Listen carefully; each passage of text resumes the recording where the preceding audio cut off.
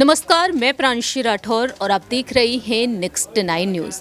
महाराष्ट्र में सियासी संकट लगातार गहराता ही जा रहा है। जैसा कि आप जानते ही हैं कि बीते साल जून के महीने में शिवसेना के प्रमुख रहे उद्धव ठाकरे संग बगावत कर बैठे एकनाथ शिंदे 39 विधायकों के साथ, और आज वह 40 बागी विधायक उन्हें तमाम बड़ी बड़ी चुनौतियां दे रहे हैं। नौबत ये तक आ गई है कि अब शिवसेना पार्टी का नाम और चुनाव चिन्ह चुनाव आयोग ने शिंदे गुट के हवाले कर दिया है और सुप्रीम कोर्ट में अब 16 विधायकों की अयोग्यता के मामले में सुनवाई जारी है। वहीं शिवसेना पार्टी के नाम और चुनाव चिन्ह को लेकर भी अगले 14 मार्च के दिन सुनवाई हो सकती है। ऐसे में देखा जाए आगामी 14 मार्च के दिन यहां पर अब बड़ी सुनवाई होगी। देखना होगा कि आखिरकार सुप्रीम कोर्ट क्या कुछ अहम फैसला सुनाता है।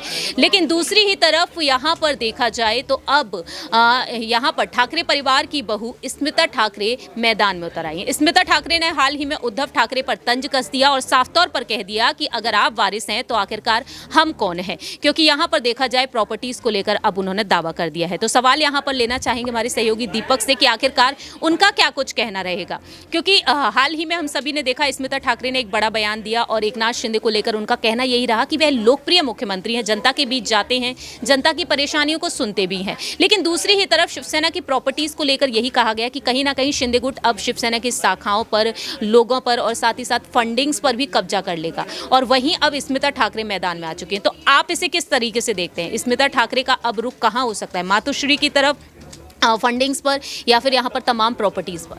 देखिए, जिस ठाकरे सरनेम को लेकर यहाँ पर अभी तक उद्धव ठाकरे बहुत ज़्यादा सक्रिय थे, वो चर्चाओं का विषय अब दोबारा बनेंगे, क्योंकि स्मिता ठाकरे अब सामने आ चुके हैं। क्योंकि देखा जाए उद्धव ठाकरे के भाई भी हैं कुछ, और जैसा कि वो बार बार कह रहे हैं कि बाला साहब ठाकरे का वारिस हूँ और सत्ता पर हक मेरा बनता है, और वारिस जो होता है उसकी पार्टी होती है, उसका कहीं ना कहीं संपत्ति पर अधिकार होता है। तो वही सब चीज़ों पर स्मिता ठाकरे अब उनको कमज़ोर करना चाह रही हैं कि आप अकेले वारिस नहीं हो, हम भी हैं, और हम चाहते हैं कि एकनाथ शिंदे आगे बढ़े। यानी कि जो बड़े हैं घर के, यानी कि बड़े बेटे जो बाला साहब ठाकरे के थे, अगर उनकी पत्नी यहाँ पर सामने आके ये सारी बात कर रही है तो चौंका देने वाला फैसला है। क्योंकि इससे पहले भी जो बाला साहब ठाकरे के पोते थे वो निहार ठाकरे शिंदे को समर्थन दे चुके हैं। वर्ली सीट से उनके चुनाव लड़ने की भी आशंकाएं जताई जा रही हैं। तो ये सारी चीज़ें अब कहीं ना कहीं सत्ता में जारी हो चुकी है। उद्धव ठाकरे जिसकी वजह से अभी तक अपना कहीं ना कहीं घमंड दिखा रहे थे, जिसकी वजह से शिंदे और फडणवीस पर भारी पड़ते नजर आ रहे थे, अब वो कहीं ना कहीं इन सब मामलों से अलग अपनी बात रख रहे हैं और ये सारी बातें चौंका देने वाली है। इस वजह से यहाँ पर तमाम निशानबाजियां साधी जा रही है कि कैसे महाराष्ट्र की सत्ता में स्मिता ठाकरे यहाँ पर सामने आएंगी तो कहीं ना कहीं पूरी तरीके से उद्धव ठाकरे पर निशाना साधेंगे। और साथ ही साथ वो भी ये कोशिश करेंगे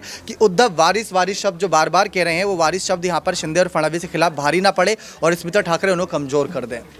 फिलहाल देखा जाए यहाँ पर स्मिता ठाकरे के बयान से सियासत गर्मा गई है। स्मिता ठाकरे यहाँ पर आपको बता दें कि स्मिता ठाकरे जयदेव ठाकरे की पत्नी हैं और उद्धव ठाकरे के बड़े भाई हैं जयदेव ठाकरे, जिन्हें राजनीति में बिल्कुल भी दिलचस्पी नहीं थी। लेकिन अब जयदेव ठाकरे और स्मिता ठाकरे अलग हो चुके हैं और स्मिता ठाकरे एंटरटेनमेंट इंडस्ट्री से जुड़ी हुई है। देखना दिलचस्प होगा कि स्मिता ठाकरे के इस बयान के बाद उद्धव ठाकरे और रश्मि ठाकरे किस तरीके से पलटवार करते हैं। इस रिपोर्ट में इतना ही। बाकी की तमाम अपडेट्स के लिए आप देखते रहिए नेक्स्ट 9 न्यूज़।